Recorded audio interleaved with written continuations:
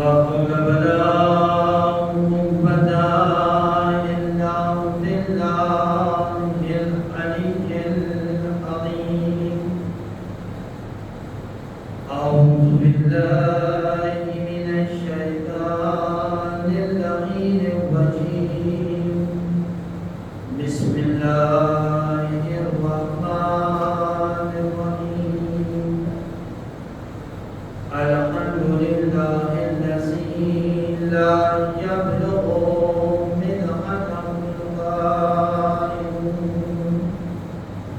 ولا يحصينا معه العادون ولا يؤدي حقه المشتركون الذي لا يدركه موت الحمم ولا يناله قوس الفتن الذي ليس لصفته حد محمود ولا نعت موجود ولا وقت معدود ولا أجل ممدود وترك خلائق بقدرته ونشر رياحا برحمته وبدل بالسهول ويدانا أرسل الحمد لله الذي هدانا لهذا وما كنا لنهتدي لولا أن هدانا الله لقد جاءت رسل ربنا بالحق والصلاة والسلام والتحية والإكرام على النبي الأمي المكي المدني القرشي الهاشمي أبا القاسم محمد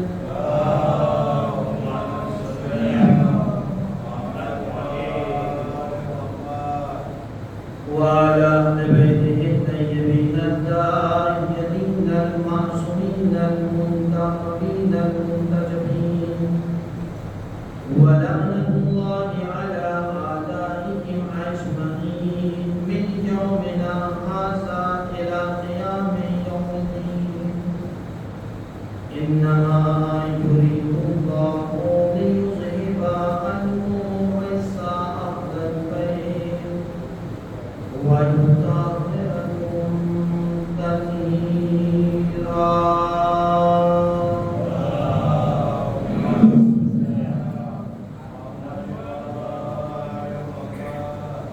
أما بعد فقد قال رسول الله صلى الله عليه وآله وسلم إني تارك فيكم السفرين كتاب الله وذكرتي أهل بيتي ما إن تمسكتم بهما لم تصلوا بعدي إنهما لن يفترقا حتى يرد علي الحوض صلوات محمد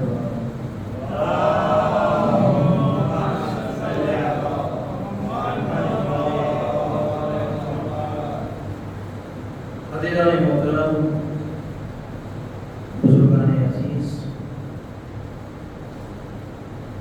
عزاداران سید الشہداء دعائے فاطمہ الزہرا سلام اللہ علیہا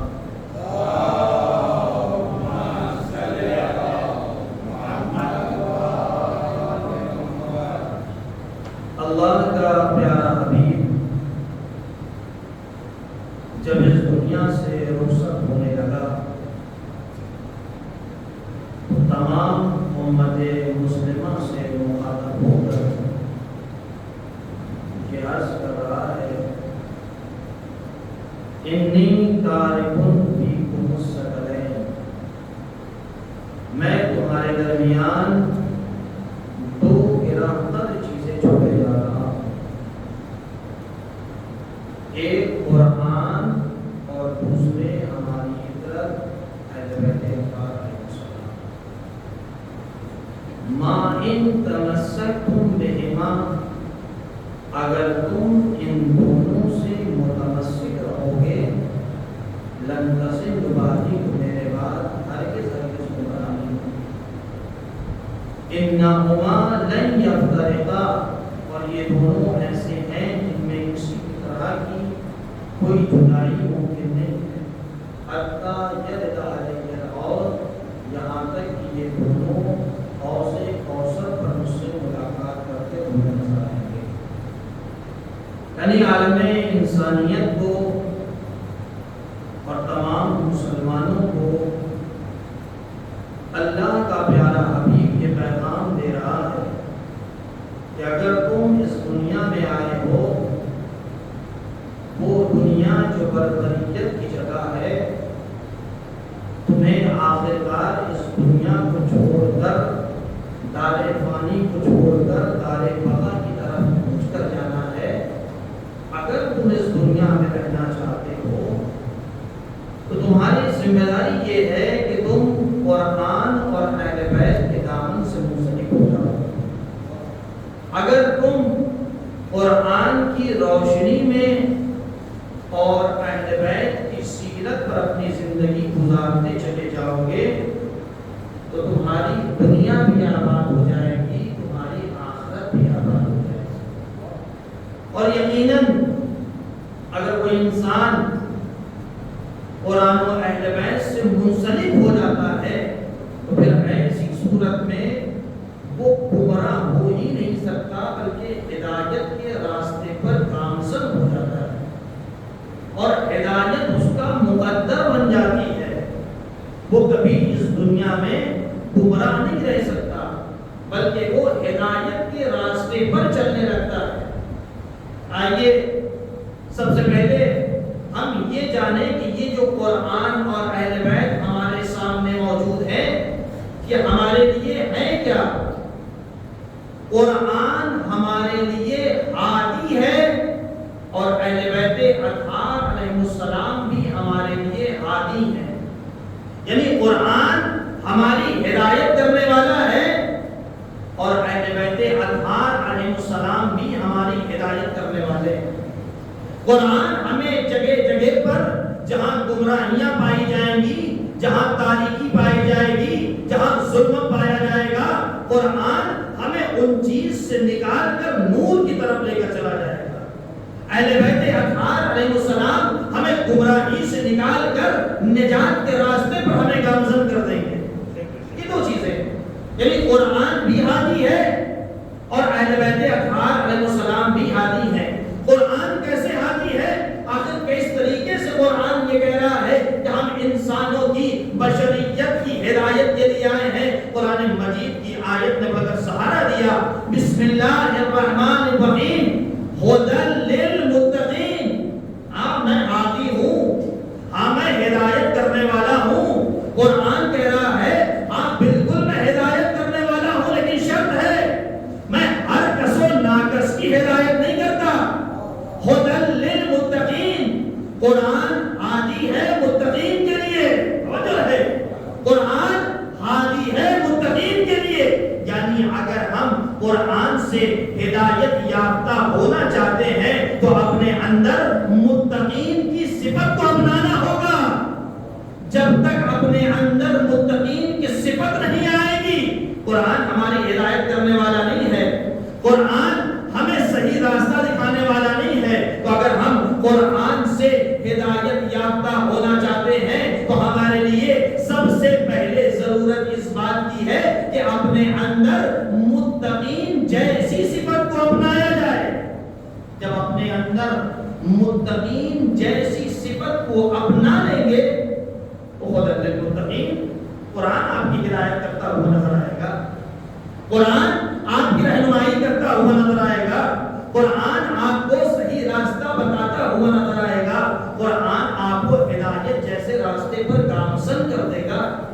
تو پہلا جملہ، قرآن ہادی ہے اور اہل بیت اطہار علیہ السلام بھی ہادی ہیں۔ قرآن ہدایت کرنے والا ہے، اہل بیت اطہار علیہ السلام بھی ہدایت کرنے والے ہیں۔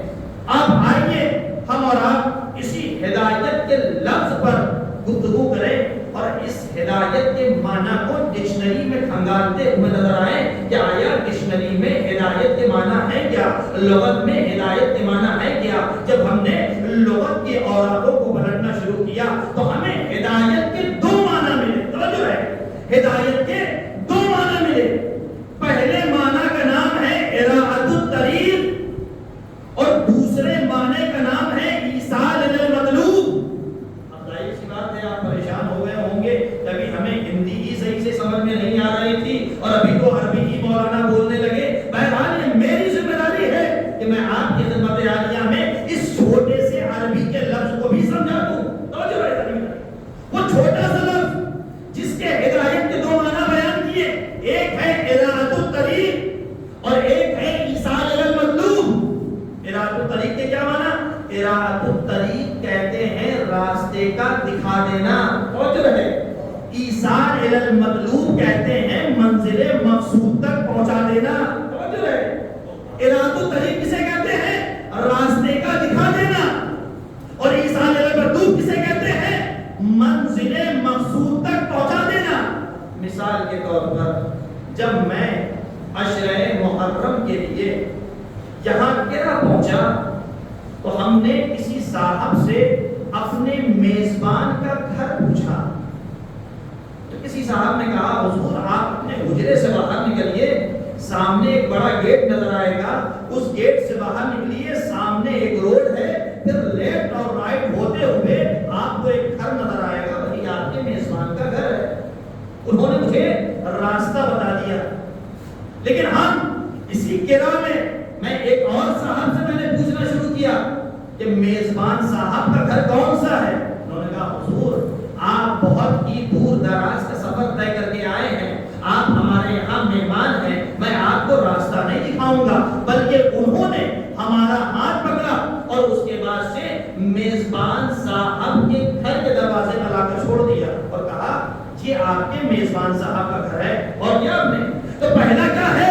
راستے کو دکھایا جا رہا ہے کہ آپ ایسے چلے جائیے گا، ایسے چلے جائیے گا، آپ کو میزبان صاحب کا گھر مل جائے گا۔ لیکن دوسرے صاحب کون ہے جو میرا ہاتھ پکڑ کر میزبان صاحب کی منزل مقصود تک پہنچا رہے ہیں اور بتا رہے ہیں کہ یہ میزبان صاحب کا گھر ہے۔ محسوس کیا آپ نے؟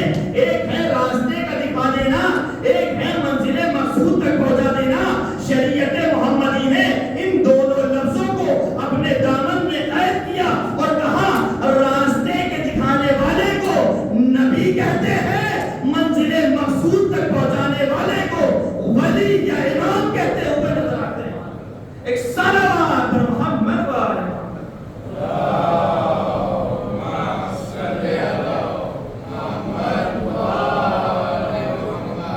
ایک ہے راستے کا دکھا دینا اور ایک ہے منزل مقصود تک پہنچا دینا۔ تو قرآن ہادی ہے اور اہل بیت اطہار علیہ السلام بھی ہادی ہیں۔ قرآن ہماری ہدایت کرنے والا ہے اور اہل بیت اطہار علیہ السلام بھی ہماری ہدایت کرنے والے ہیں۔ لیکن عزیزان گرامی، ہدایت اس وقت تک مکمل ہو ہی نہیں سکتی جب تک خارج میں کوئی کردار نہ پایا جائے۔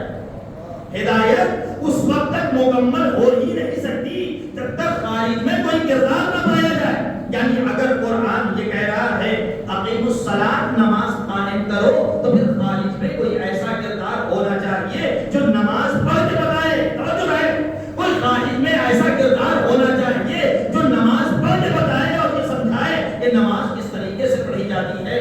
اگر قرآن کی آیت یہ کہہ رہی ہے بسم اللہ الرحمن الرحیم کتب علیکم الصیام کما کتب علی الذین من قبلکم لعلکم تتقون، کہ میں نے تمہارے اوپر روزے کو فرض قرار دیا ہے بالکل ویسے ہی جیسے گزشتہ امتوں پر ہم نے روزے کو فرض قرار دیا، لعلکم تتقون، کہ شاید تم متقی بن جاؤ۔ اگر قرآن روزے کا حکم دے رہا ہے تو خارج میں کوئی ایسا کردار ہونا چاہیے جو روزہ رکھ کر سمجھائے کہ روزہ کس طریقے سے رکھا جاتا ہے۔ توجہ، یعنی ہدایت اس وقت تک مکمل ہو ہی نہیں سکتی جب تک خارج میں کوئی کردار نہ پایا جائے۔ اور ہم تو وہ ہیں جن کے پاس ایک ایک لفظ کا کردار موجود ہے، ہم تو وہ ہیں جن کے پاس ایک ایک لفظ کا کردار موجود ہے۔ اگر ہم نے ڈکشنری کھولی اور ڈکشنری سے ایک لفظ نکالا سخاوت، تو ہمیں معلوم ہے کہ سخاوت کا کردار کیا ہے. اگر ہم نے ڈکشنری کھولی، لغت کھولا اور ہم نے ایک لفظ نکالا جس کا نام تھا شہادت، تو ہمیں معلوم ہے کہ شہادت کا کردار کون ہے. تو جو ہے گرامی، اگر ہم نے ایک ڈکشنری کھولی، لغت کھولا اور جیسے ہی ایک لفظ کا انتخاب کیا تو ہمیں ایک ایک لفظ کا کردار ملتا ہوا نظر آ رہا ہے. اگر قرآن کہہ رہا ہے اہدنا الصراط المستقیم، تو ہمیں معلوم ہے کہ سیدھے راستے کا کردار کون لوگ ہیں. اگر قرآن یہ کہہ رہا ہے نبأ عظیم، تو ہمیں معلوم ہے کہ کس عظیم خبر کے بارے میں بتایا جا رہا ہے. اگر قرآن یہ کہہ رہا ہے انما یرید اللہ لیذھب عنکم الرجس اہل البیت ویطہرکم تطہیرا.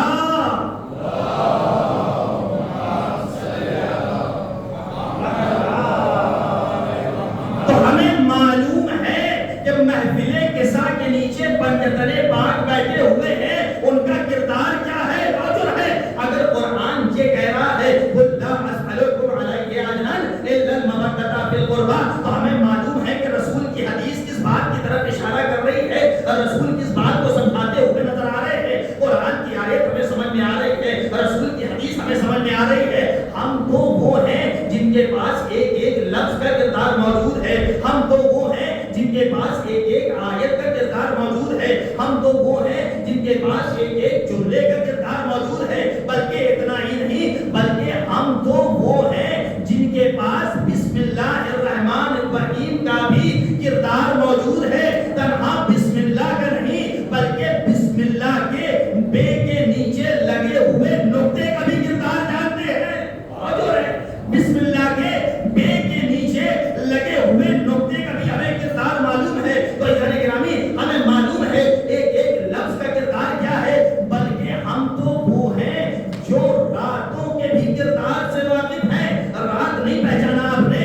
آئیے آپ کو ایک رات کا انتخاب کروا کر دکھاؤں کہ کون سی رات ہے جس کے بارے میں قرآن قصیدہ پڑھ رہا ہے. بسم اللہ الرحمن الرحیم انا انزلناہ فی لیلۃ القدر وما ادراک ما لیلۃ القدر. میں نے قرآن کو شب قدر میں نازل کیا، اور تم کیا جانو کہ شب قدر کیا ہے؟ تو ہمارے پاس تو شب قدر کا بھی کردار موجود ہے. شب قدر کیا شب قدر ہے؟ شب قدر کی ڈیفینیشن کیا ہے؟ سب نے یہی لکھا کہ شب وہ شب ہے جہاں بگڑی ہوئی نصیبوں کو سنوارا جاتا ہے، جہاں بگڑے ہوئے مقدر کو بنایا جاتا ہے. تو ہم جب ہر لفظ کا کردار موجود ہے، ہر آیت کا کردار موجود ہے، ہر رات کا کردار موجود ہے جہاں بگڑی ہوئی نصیبوں کو سنوارا جاتا ہے، تو اب ہمارے پاس کوئی ایسا گھر بھی ہونا چاہیے جہاں بگڑے ہوئے نصیب سنوارے جاتے ہو، جہاں بگڑے ہوئے مقدر بنائے جاتے ہو.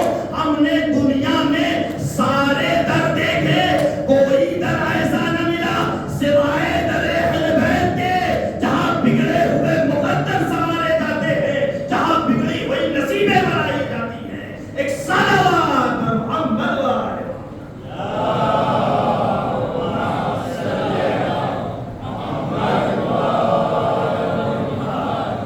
ہم تو وہ ہیں جن کے پاس ایک ایک لفظ کا کردار موجود ہے. اور ہدایت اس وقت تک مکمل ہی نہیں ہو سکتی جب تک خارج میں کوئی کردار نہ پایا جائے. کوئی آ کر ہمیں جب تک سمجھائے نہیں تب تک ہدایت مکمل ہو ہی نہیں سکتی. آئیے اسی قرآن مجید کی ہدایت کے سلسلے میں قرآن مجید کی آیت آپ کے سامنے پیش کروں.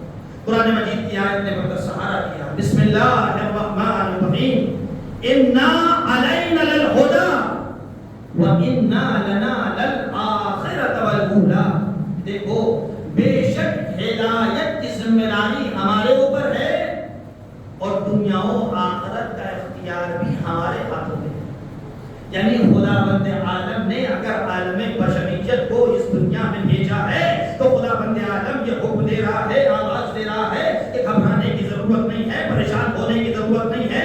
ہم نے تمہارے لیے ہدایت جیسا پختہ انتظام کیا ہوا ہے. اور تنہا اتنا ہی نہیں، ایک دو لوگوں کو تمہاری ہدایت کے لیے نہیں بھیجا بلکہ 1,24,000 نبیوں کا انتخاب کیا ہے. خداوند عالم کہہ رہا ہے ہدایت جیسی ذمہ داری، عظیم ذمہ داری کو میں نے اپنے سپرد رکھا. کسی غیروں کو یہ ذمہ داری نہیں دی. کسی لوگوں کو یہ نہیں کہا کہ کسی کو بھی ہادی بنا لینا، توجہ ہے، کسی کو بھی ہادی بنا لینا اور اپنا رہبر چن لینا. یہ کوئی کمیٹی نہیں ہے، یہ کوئی چیئرمین کا ووٹنگ نہیں ہو رہا ہے کہ آپ کسی کو بھی چن لینے کے بعد آپ اسے چیئرمین بنا دیے.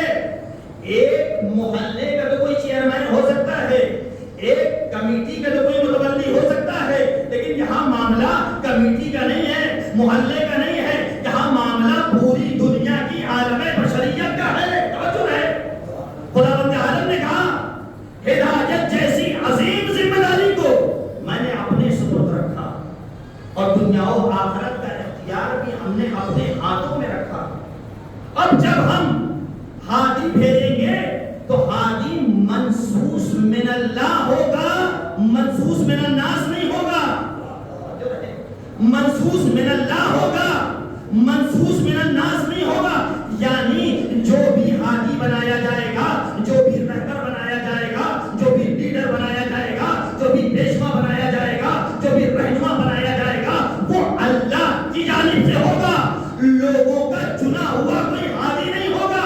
اگر لوگوں کا چنا ہوا کوئی ہادی ہوتا ہوا نظر آتا ہے اور جب ہم اس سے کوئی سوال کرتے ہوئے نظر آتے ہیں تو وہ یہ کہتا ہوا نظر آتا ہے مجھ سے بہتر تو عرب کی عورتیں جانا کرتی ہیں. جب اللہ کا بنایا ہوا ہادی کوفے کے منبر سے اعلان کرتا ہوا نظر آتا ہے سلونی سلونی قبل ان تبتدونی، جب کوئی ایسے ہادی سے سوال کرتا ہے تو مولا آواز دیتے ہوئے نظر آتے ہیں جو پوچھنا ہے پوچھو، ہم زمین سے زیادہ آسمان کے راستے کو جانا کرتے ہیں. ایسا ہادی ہوگا، کوئی لوگوں کا بنایا ہوا ہادی نہیں ہوگا. اور ہر دور میں، ہر زمانے میں ایک ہادی کا انتخاب کیا، ایک رہبر کا انتظام کیا، ایک پیشوا کا انتظام کیا، تاکہ کوئی بھی شخص یہ نہ کہنے پائے کہ میں ایسے دور میں تھا، میں ایسے زمانے میں تھا جب ہم کو ہدایت کرنے والا کوئی ہادی نہیں تھا، کوئی رہبر نہیں تھا.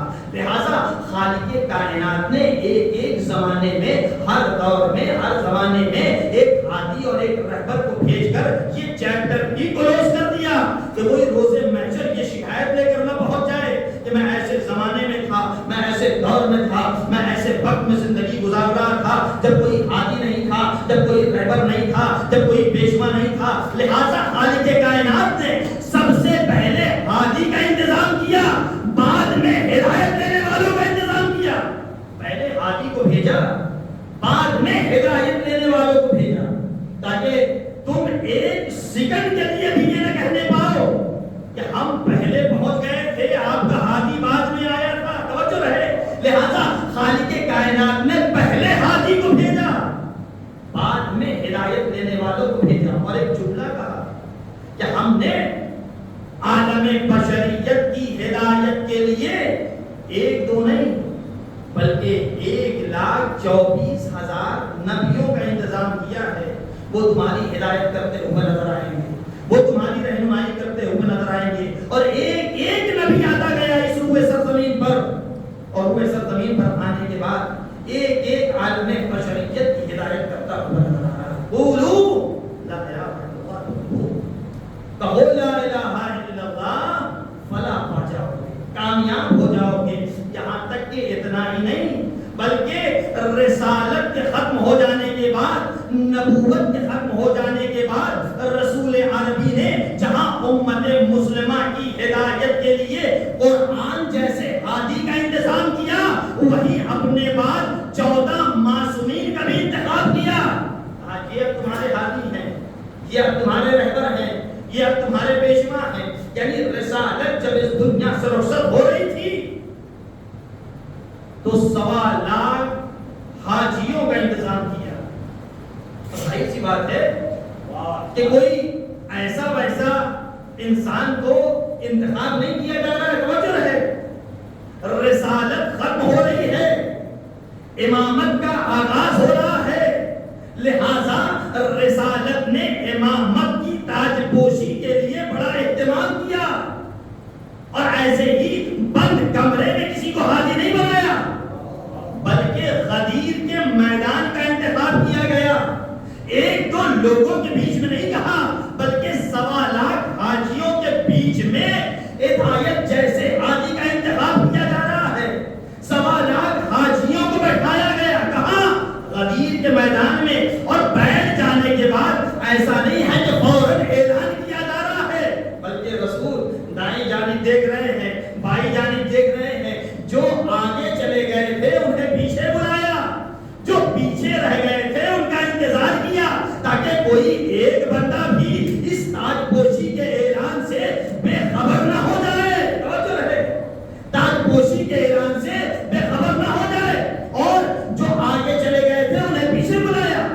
جو پیچھے رہ گئے تھے ان کا انتظار کیا. ہم نے بھی بہت تاریخیں پڑھی, بہت سارے جملے پڑھے, لیکن ہمیں آخرکار اس جملے کا فلسفہ ہی سمجھ میں نہیں آیا کہ رسول عربی نے آخر ایسا کیوں کیا کہ جو آگے چلے گئے تھے انہیں پیچھے بلایا, جو پیچھے رہ گئے تھے ان کا انتظار کیا, جو آگے چلے گئے تھے انہیں چلے جانے دیتے, جو پیچھے رہ گئے تھے انتظار کرنے کی کیا ضرورت تھی, رسالت کو اعلان کر دیتے. عجب نہیں کہ رسالت آواز دے. میں یہی تو بتائے دینا چاہتا ہوں کہ علی ابن ابی طالب کی ذات اس نقطۂ اعتدال کا نام ہے کہ اگر کوئی آگے چلا جائے تو بھی ہلاک ہو جانے والا ہے, اگر علی کی ذات کو ہٹا دے تو بھی ہلاک ہو جانے والا. ایک صلوات محمد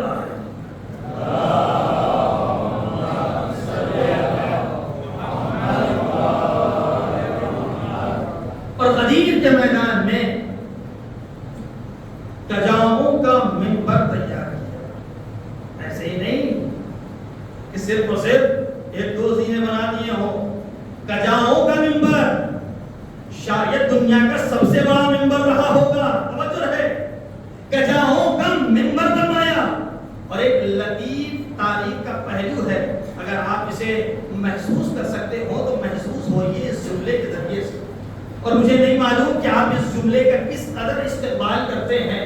میں تو اپنا جملہ پڑھ کر خاموش ہو جاؤں گا. میں دیکھنا یہ چاہتا ہوں کہ قرآ کے لوگ اس جملے کا پڑھ کر کس طریقے سے استقبال کرتے ہیں. اگر جملہ پسند آ جائے تو میری آواز میں آواز ملا دیجئے گا تاکہ مجھے یہ احساس ہو جائے کہ میں شیشے کے سامنے نہیں بلکہ شیعوں کے سامنے پڑھ رہا ہوں. توجہ ہے.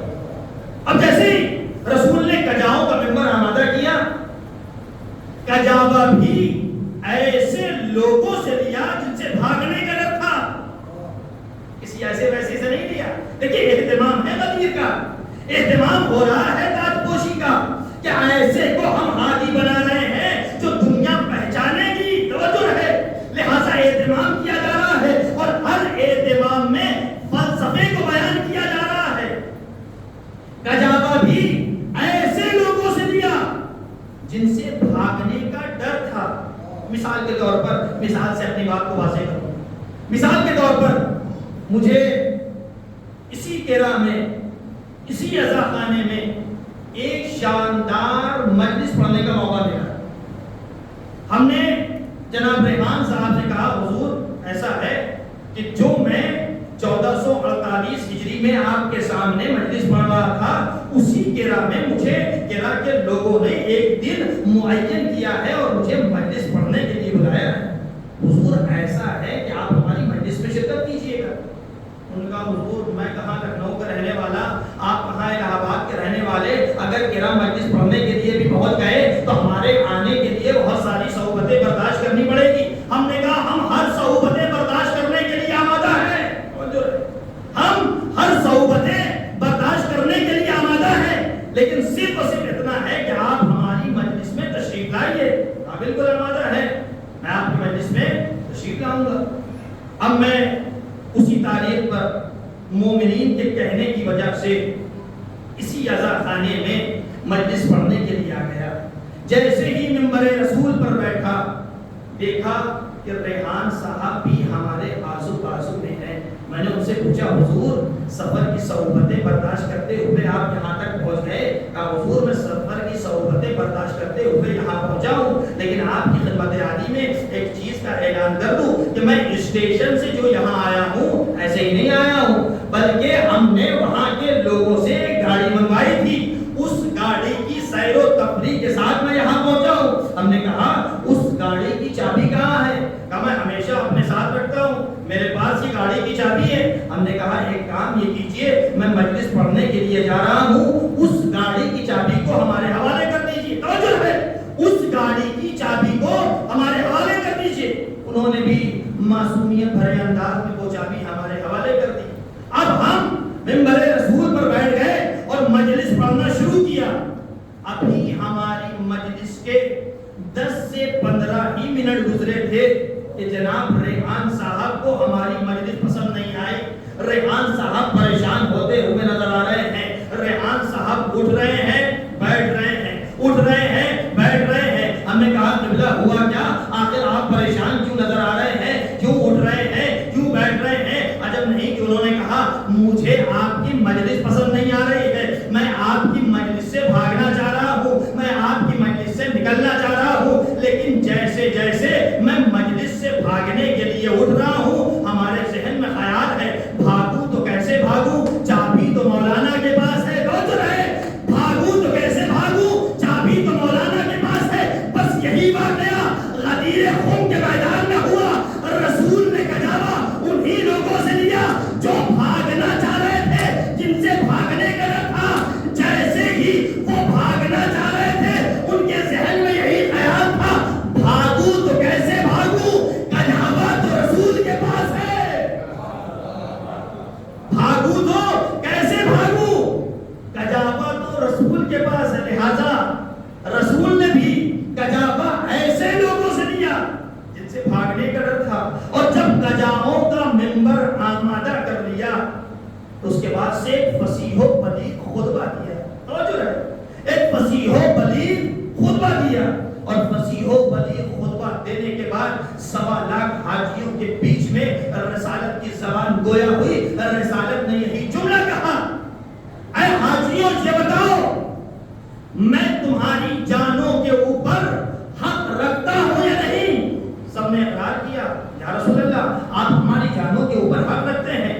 ایک مرتبہ رسول عربی نے کہا یہ بتاؤ میں تمہارا مولا ہوں یا نہیں؟ توجہ رہے، میں تمہارا مولا ہوں یا نہیں؟ سب نے اقرار کیا آپ میرے مولا ہیں، آپ میرے مولا ہیں، آپ میرے مولا ہیں۔ تنہا اتنا ہی نہیں، 1.25 لاکھ حاجیوں میں سے ہر ایک بندہ رسول کی رسالت کے ساتھ ساتھ یہ اعلان کر رہا تھا نبی ہمارے مولا، نبی ہمارے مولا۔ میں تنہا اتنا ہی جملہ کہہ کر خاموش نہیں ہو جاؤں گا، ورنہ آپ من کنتم مولا کی لطافت اور لطافت کو محسوس نہ کر پائیں گے۔ لہٰذا میں اس لطافت کو آپ تک پہنچانے کے لیے ایک مقدمہ سازی کر رہا ہوں۔ رسول کی زبان گویا ہوئی اور لوگوں سے پوچھتے چلے جا رہے ہیں یہ بتاؤ میں تمہارا مولا ہوں یا نہیں؟ سب نے اقرار کیا ہاں نبی آپ میرے مولا، ہاں نبی آپ میرے مولا۔ یہاں تک کہ چرند اور پرند نے بھی اقرار کیا نبی آپ میرے مولا، نبی آپ میرے مولا۔ آفتاب نے بھی اقرار کیا نبی آپ میرے مولا، مہتاب نے بھی اقرار کیا نبی آپ میرے مولا۔ یہاں تک کہ فرشتوں میں ایک دھوم مچ گئی، زمین سے لے کر آسمان تک یہی صدائیں بلند تھی نبی میرے مولا، نبی میرے مولا، نبی میرے مولا۔ جبرائیل نے اقرار کیا نبی میرے مولا، اسرافیل نے اقرار کیا نبی میرے مولا، اسرائیل نے اقرار کیا نبی میرے مولا، ایک ایک فرشتوں نے اقرار کیا نبی میرے مولا۔ تنہا اتنا ہی نہیں بلکہ نبیوں میں بھی یہ آواز گونجی ہوگی، نبیوں میں بھی یہ آواز کا گونجنا تھا۔ ایک مرتبہ آدم نے یہی جملہ کہا نبی میرے مولا، نوح نے یہی جملہ کہا نبی میرے مولا، ابراہیم نے بھی یہی جملہ کہا نبی میرے مولا، یحییٰ نے بھی یہی جملہ کہا نبی میرے مولا۔ یہاں تک کہ ایک کم 1,24,000 نبیوں نے اقرار کیا نبی میرے مولا، نبی میرے مولا، نبی میرے مولا۔ جب سب نے اقرار کر لیا تو علی کے ہاتھوں کو بلند کر کر یہی جملہ کہا من کنت مولا فہذا علی المولا، جس کا میں مولا ہوں اس کے علی مولا ہے۔ ایک صلوات پر محمد و آل محمد۔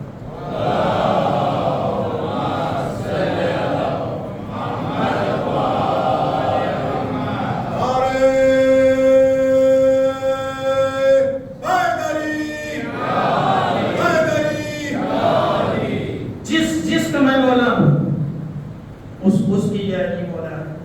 اور عربی کی لطافت کو محسوس کریں، جو عربی زبان سے واقفیت رکھتے ہیں وہ پہچانیں گے رسول عربی نے من کا استعمال کیا، ماں کا استعمال نہیں کیا۔ چاہتے تو ماں کا بھی استعمال کر سکتے تھے، لیکن آپ عربی زبان کے علماء سے پوچھئے کہ رسول کی زبان میں من ہی کیوں آیا؟ من استعمال ہوتا ہے صاحب عقل کے لیے، ماں استعمال ہوتا ہے غیر صاحب عقل کے لیے۔ یعنی رسالت بتانا چاہتی ہے من کنت مولا فہذا علی المولا، جس صاحب عقل کا میں مولا ہوں اس صاحب عقل کے یہ علی مولا ہے۔ اور اللہ گرامی تنہا اتنا ہی نہیں بلکہ تمام کے تمام حاجیوں کو 3 دن تک روکا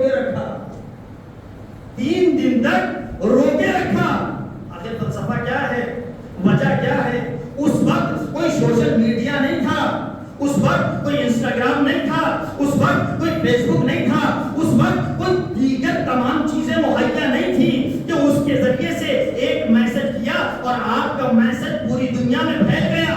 رسول بتانا چاہتے ہیں ہم اس ولایت جیسے پیغام کو پوری دنیا میں پہنچانا چاہتے ہیں. لہذا رسول نے تمام کے تمام حاجیوں کو 3 دن تک روک لیا. جب یہ حاجی اپنے گھر پہنچے اور ان کی زوجہ محترمہ نے انہیں ہلا ہلا کر پوچھا 3 دن تک کہاں رک گئے تھے، مجبوراً انہیں بتانا پڑا غدیر کے میدان میں علی کی ولایت کا اعلان ہو رہا تھا. ایک صلوات محمد و آل محمد.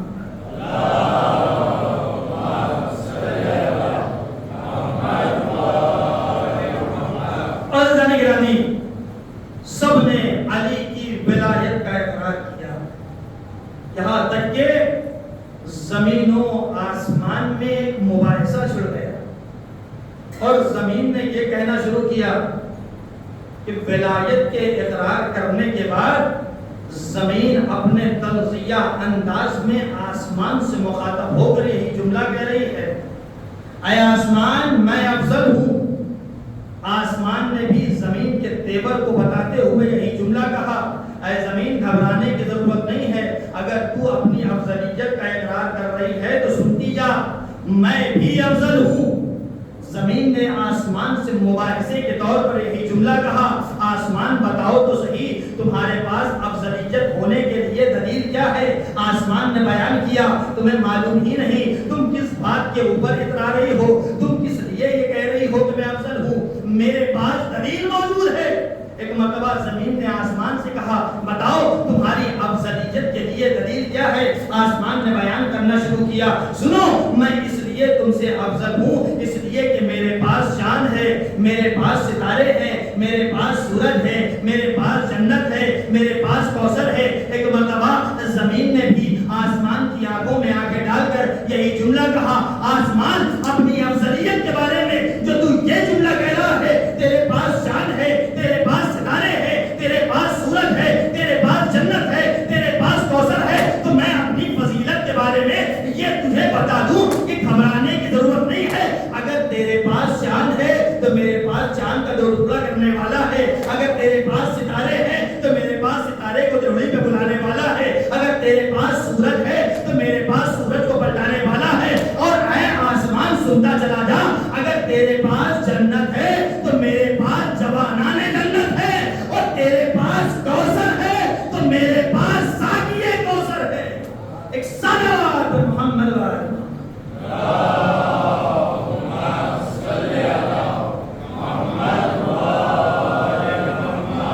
تو غدیر کے میدان میں رسالت امامت کی تاج پوشی کا اعلان کر رہی ہے، رسالت علی کی ولایت کا اعلان کر رہی ہے.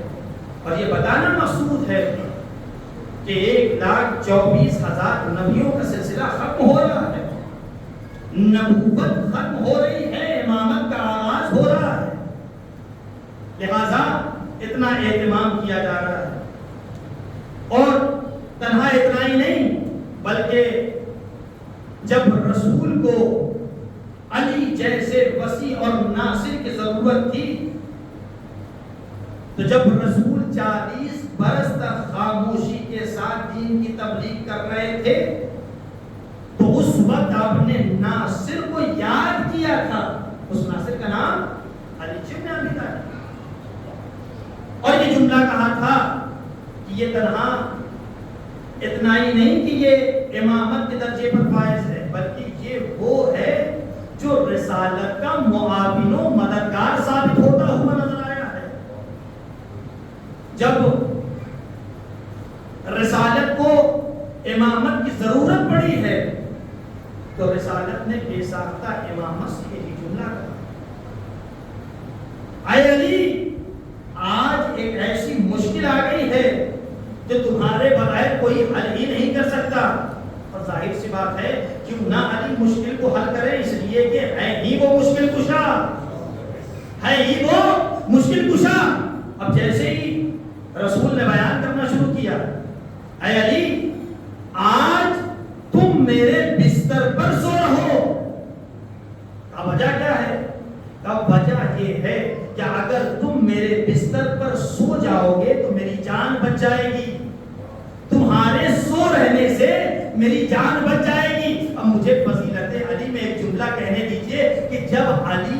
سونا تحفظ رسالت کا سبب بنتا ہے تو علی کا جاگنا، جب علی سو رہے ہیں تو رسالت کی حفاظت ہو رہی ہے، جب علی جگیں گے تو قیامت کا عالم کیا ہوگا؟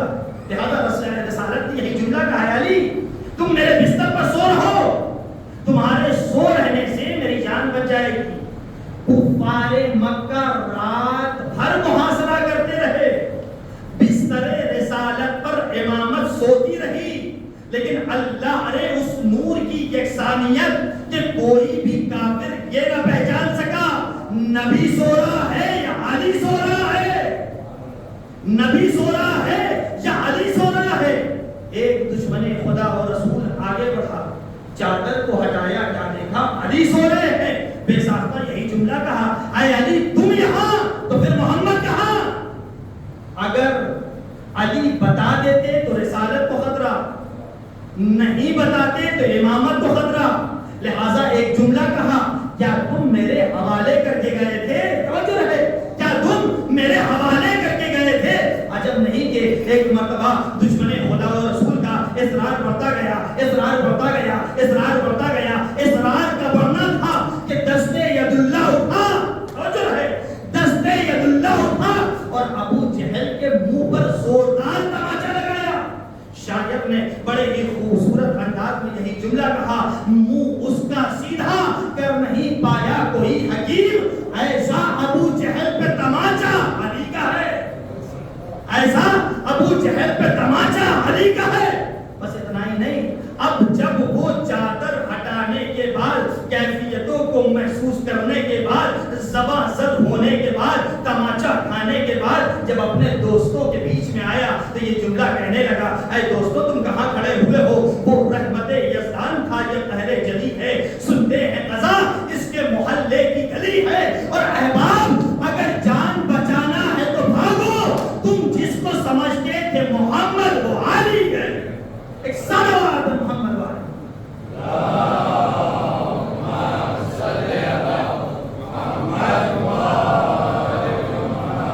دو ہی تماچے کھائے ہیں ابو جہل نے اپنی زندگی میں۔ ایک اس وقت جب علی پیدا ہوئے اور پیدا ہونے کے بعد جب دستے اللہ اٹھا ہے تو اتنا زوردار تماچا لگایا کہ نسیم امروہی نے بھی ذکر کیا کہ وہ دستے جب کی ضرب تھی وہ منہ بد صفات کا، بچپن میں یہ بھی کھیل کھائے بائیں ہاتھ کا۔ اور دوسرا تماچا شب ہجرت جو لگایا ہے تو شدت تماچے کی اتنی زیادہ تھی کہ ابو ادھر ہو گیا، جہل ادھر ہو گیا۔ ایک صلوات محمد و آل محمد۔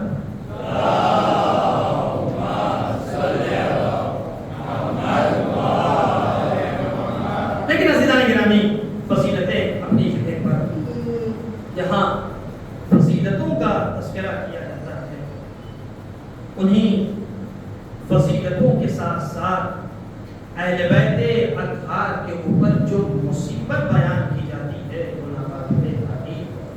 وہ ہم بیان ہی نہیں کر سکتے، ہماری زبان گویا ہو ہی نہیں سکتی۔ جب ہم فرش عزا بچھاتے ہیں تو واقعاً فرش عزا بچھانے کے بعد ہماری دل کی تمنا یہ ہوتی ہے کہ اگر ہم مجلس میں آئے ہیں تو دو قطرہ اشک ہماری آنکھوں سے، یہی حق کی گریا ہے، یہی حق کی مجلس۔ یقیناً ہم فضیلتوں پہ خوش ہوتے ہیں، فضیلت سنتے چلے جاتے ہیں، محسوس ہوتے چلے جاتے ہیں، لیکن جب مصیبتوں کا تذکرہ کیا جاتا ہے ہماری آنکھیں ساون کی طرح برسنا شروع ہو جاتی ہیں۔ آزادارو، جس محرم کا ہمیں برسوں سے انتظار رہتا ہے وہ محرم آ گیا اور آہستہ آہستہ تاریخیں ہمارے درمیان سروسر ہوئی۔ آج شب 3 محرم، آہستہ آہستہ مسائل پڑھتا چلا جاؤں گا، مجھے نہیں معلوم کہ آپ مسائل کو سننے کے بعد آپ کی آنکھوں میں اشک آئے گا یا نہیں، لیکن میں ایک جملہ ہر مصائب سے پہلے ضرور کہا کرتا ہوں، مصائب سننے کی جگہ نہیں ہے، مصائب تصور کرنے کا راستہ ہے۔ مصائب بیان ہونا تو مصائب سنا نہ کرو۔ آل رسول کے مصائب بیان ہو رہے ہیں، ہمارے جد کے مصائب نہیں بیان ہو رہے۔ میں سادات گھرانے سے تعلق رکھتا ہوں، لہٰذا جب بھی آل احمد کی مصیبت کا مصائب بیان کرتا ہوں تو سامنے بیٹھنے والے عزاداروں کو یاد دلاتا ہوں کہ ہمارے جد کے مصائب نہیں بیان ہو رہے تھے، بلکہ آل رسول کی مصیبت کا ذکر ہو رہا ہے۔ جب ہمارے یہاں کوئی مصیبت آن پڑتی ہے تو ہماری آنکھیں اشکبار ہو جاتی ہیں۔ اگر کوئی بچہ اس دنیا سے رخصت ہو جاتا ہے، ہم چیخیں مار مار کر رونے لگتے ہیں۔ ذرا تصور کرو، حسین کا ایک شہزادہ علی اصغر بھی کربلا میں موجود، لیکن ظالموں نے اس شہزادے علی اصغر کو 3 بھال کے تیر سے شہادت کے درجے پر فائز کیا۔ اللہ جانے مصیبت کیسی ہے عزادارو۔ روایت بیان کرتی ہے کہ جب بھی محرم قریب آتا تھا تو ہمارے اور آپ کے 8ویں امام کا دستور تھا کہ جیسے ہی محرم قریب آتا تھا صفِ عصا کو بچھایا جاتا تھا۔ صفِ عصا بچھ جاتی تھی، منبر رسول کو آمادہ کیا جاتا تھا، ذاکر کو منبر رسول پر بھیجا جاتا تھا، پردے کو آویزہ کیا جاتا تھا، پردے کے اس طرف مستورات کو بٹھا دیا جاتا تھا۔ امام کا دستور یہ تھا، بڑے اطمینان سے اس صفِ عصا پر بیٹھ کر ذاکر کے مصائب کو سنتے رہتے تھے۔ ذاکر جو بھی مصائب بیان کرتا تھا سنتے چلے جاتے تھے، لیکن جیسے ہی ذاکر مصائب بیان کرتے کرتے حسین مظلوم کا نام لیتا تھا، میرا 8واں امام چیخیں مار مار کر رونے لگتا تھا۔ اور تنہا اتنا ہی نہیں، بلکہ ایک مرتبہ میرا 8واں امام اپنے گھر کے مداح خان دیوبل کو قریب بلاتا ہے، آواز دیتا ہے، دیوبل مدینے کا وقت قریب ہو گیا ہے، مدینے کے مسافر کربلا میں پہنچ گئے ہیں، اے دیوبل اب تو محرم آ گیا ہے، اے دیوبل اب عزا خانے سج گئے ہیں، اے دیوبل تم تو میرے گھر کے مداح خان ہو، اے دیوبل تم تو میرے گھر کے نواح خان ہو، اے دیوبل تم تو میرے گھر کے مرثیہ خان ہو، اے دیوبل بتاؤ تو صحیح کیا تم نے میری جد کی شان میں کوئی مرثیہ لکھا ہے یا نہیں؟ تمہاں نے میری جد کی شان میں کوئی مرثیہ لکھا ہے نہیں؟ عجب نہیں کہ دیوبل چیخیں مار کر یہی جملہ کہتا ہے، اے مولا ایسا ہو ہی نہیں سکتا کہ محرم قریب آ جائے، آپ کے گھر کا مداح آپ کی جد کی شان میں مصیبت میں کوئی شعر نہ لکھے، کوئی مرثیہ نہ لکھے۔ ایک مرتبہ امام نے دیوبل کو منبر رسول پر بھیجا، یہی جملہ کہا، اے دیوبل ارے مرثیہ پڑھنا شروع کرو۔ دیوبل نے مرثیہ پڑھنا شروع کیا، ارے آسمان عزت کے ستارے کہاں کہاں سو رہے ہیں، کوئی کاظمین میں سو رہا ہے، کوئی سامرہ میں سو رہا ہے، کوئی نجف میں سو رہا ہے، کوئی کرب و بلا میں سو رہا ہے۔ ایک مرتبہ جب دیوبل نے مرثیہ پڑھنا شروع کیا، ایک مرتبہ 8واں امام یہی جملہ کہتا ہے، اے دیوبل میری جانب سے ایک مرثیے کا بن اضافہ کر لو اور لکھ لو، کوئی ان سب سے دور شہر طوس میں سو رہا ہے۔ ایک مرتبہ دیوبل نے طوس کا نام سنا، امام کی خدمت میں آئے، یہی جملہ کہا، مولا میں آپ کے گھر کا مرثیہ خواہ ہوں، میں آپ کے گھر کا مداح خواہ ہوں، میں نے ہر جگہ کو سنا ہے لیکن طوس کا لفظ نہیں سنا۔ عجب نہیں کہ 8واں امام یہی جملہ کہتا ہے، اے دیوبل ارے کچھ دنوں کے بعد یہ 8واں امام شہر طوس میں دفن کر دیا جائے گا۔ بس اتنا کہنا تھا کہ ایک مرتبہ پردے کے پیچھے سے ایک کنیز باہر نکلی اور یہی جملہ کا، اے دیوبل اب مرثیہ نہ پڑھنا، حسین کی بہن کو بچا گیا ہے، امام کی بہن کو بچا گیا ہے، میں ہاتھوں کو جوڑوں گا، یہی جملہ کہوں گا، اے امام کی بہن آپ اپنے بھائی کی مصیبت کا ایک شعر برداشت نہ کر سکی، ارے آئیے کربلا کے میدان میں زینب ہے اپنے بھائی کی مصیبت دیکھ رہی ہے۔ جزاک اللہ، خدا آپ کو کوئی غم نہ دے سوا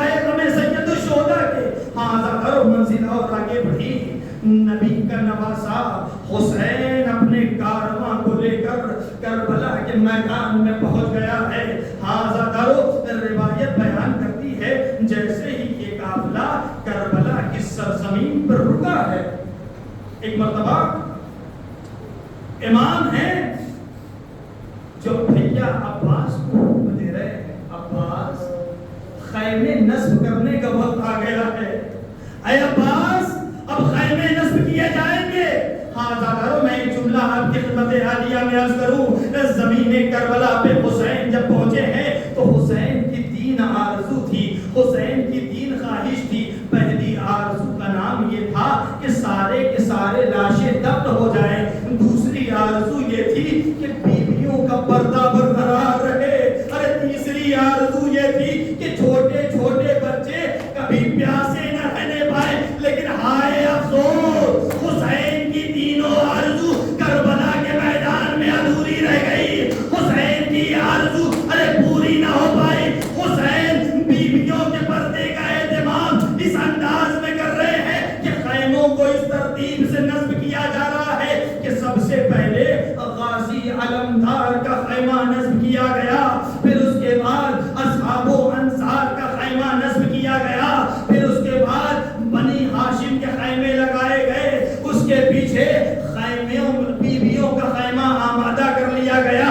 جب بیویوں کا خیمہ آمادہ کر لیا تو انہی خیموں کے بیچ میں علی و فاطمہ کی لاڈلی بیٹی زینب کا خیمہ لگایا گیا. آپ ذرا دیکھیں فاطمہ کی بیٹی زینب کے پردے کا کتنا اہتمام کیا جا رہا ہے، زینب کے پردے کا کتنا خیال رکھا جا رہا ہے. زینب کو بیچ کے خیمے میں رکھا گیا تاکہ زینب کا پردہ پامال نہ ہونے پائے. آزادارو روایت بیان کرتی ہے کہ ایک مرتبہ جیسے ہی خیمے کو نصب کر دیا گیا یزیدی لشکر آنا شروع ہوئے. یزیدی لشکر کا آنا تھا کہ ایک مرتبہ سردار لشکر آگے بڑھا. عباس نامدار کرسی پہ بیٹھے ہوئے ہیں، علی اکبر کھڑے ہوئے ہیں. علی اکبر کے سامنے سردار لشکر نے اپنا ایک خط دیا. خط میں لکھا ہوا تھا یزید کا حکم ہے کہ خیمے دریے سے ہٹا دیے جائے.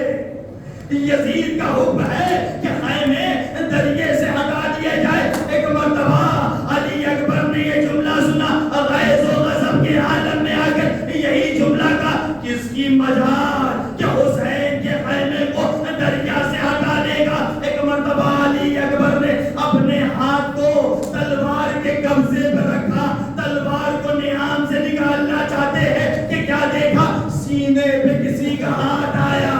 اکبر پیچھے مڑے، کیا دیکھا چچا عباس ہے.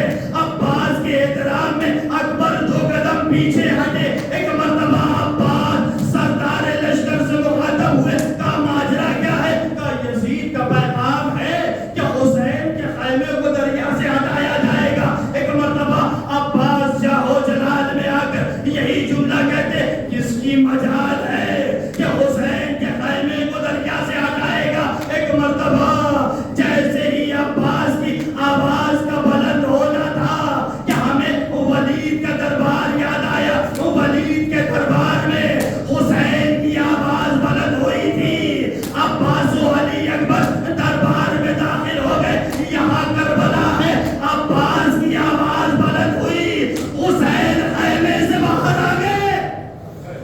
حسین خیمے سے باہر آئے. جیسے ہی حسین خیمے سے باہر آئے ایک مرتبہ چاہتے یہ ہیں کہ عباس سے یہ بیان کرنا شروع کرے، اے عباس یہ کربلا ہے، ابھی تمہیں تلوار اٹھانے کی ضرورت نہیں ہے. ایک مرتبہ بچپن کے عالم سے لے کر عباس کو پالا گیا تھا کربلا کے لیے، لیکن حسین کی غیرت کو یہ گوارا نہ ہوا کہ حسین عباس سے یہ جملہ کہے. ارے زینب کے خیمے میں حاضر ہوئے بہن زینب، حسین سے یہ گوارا نہ ہوگا کہ عباس سے یہ کہے کہ اے عباس اب تم تلوار نہ چلاؤ. اے زینب اپنے بھیا عباس کو سنبھالو. ارے غازی کو جلال آ گیا ہے. زینب نے فضا کو کہا اے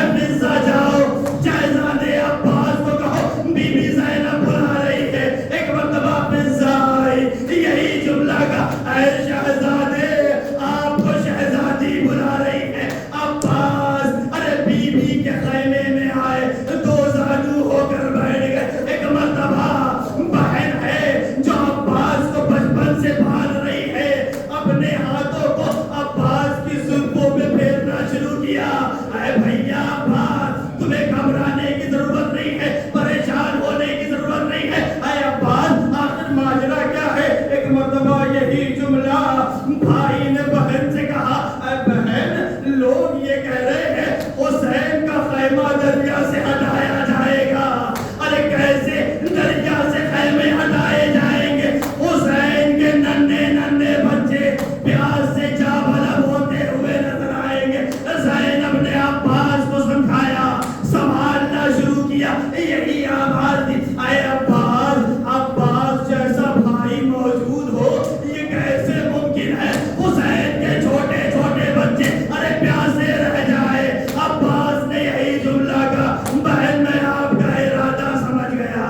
ایک مرتبہ عباس نے دو زانو پر اپنی تلواروں کو توڑا, توڑنے کے بعد زینب کے پردے کا صدقہ دیا, ارے قدموں پہ پھینک دیا. میں یہی جملہ کہوں گا, اے غازی عباس آج آپ کی زینب بہن زینب موجود, ارے بعد قتل الحسین یہی زینب ہوگی جو بے مغنا و چادر ہوگی. دو جملے مصائب کے آزاد روایت بیان کرتی ہے. ایک مرتبہ عباس نے یہ جملہ سنا, باہر تشریف لائے, باہر تشریف لانا تھا کہ ایک مرتبہ سر زانو پہ جھکا ہوا ہے. عباس نے بہن زینب سے یہی جملہ کہا, اے بہن زینب فوج اشقیاء میرے آقا حسین کو مظلوم سمجھیں گے, بس ایک جملہ کہنا تھا. زینب نے یہی جملہ کہا, اے عباس میں تلوار چلانے سے نہیں روکتی, تم تلوار نہ چلاؤ گے تو کون تلوار چلائے گا, لیکن ایک جملہ تم بھی سنتے جاؤ, میں دین کی حفاظت کے لیے اپنے سر کے بال بکھیر دوں گی. جیسے ہی یہ جملہ کہنا تھا کہ غازی نے یہی جملہ کہا, اے بہن زینب مجھے یہ منظور نہ ہوگا. اللہ اللہ حسین زینب کے پردے کا اہتمام کر رہے ہیں, عباس جیسا بھائی موجود, لیکن 11ویں محرم ہوگی, یہی زینب ام کلثوم دیار بدیار بے مغنا و چادر پھرائی جائے گی. کوئی پردے کی حفاظت کرنے والا نہ ہوگا. زینب فرات کا رخ کر کے آواز دے گی, اے بھیا عباس یہ زینب بے مغنا ہو چادر. سیالم فینا سلم ایام غلبی ينقلبون انا للہ و انا الیہ راجعون. والے والے محمد والے محمد ہماری اس مختصر سی بات والے والے محمد والے محمد جہاں جہاں بھی شیعہ نے حیدری کردار ہے سب کی جان مال سلوات کی حفاظت فرما. والے والے محمد والے محمد جو پریشان حال ان کی پریشانیوں کو والے والے محمد والے محمد جو مریض انہیں شفا کا دعا جتنے نائب فرما.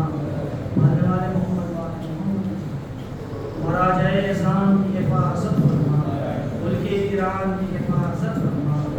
ہم سب کی آپ کی نیک خواہش میں موجود یوسف زہرا ساکن طیبہ آخری امام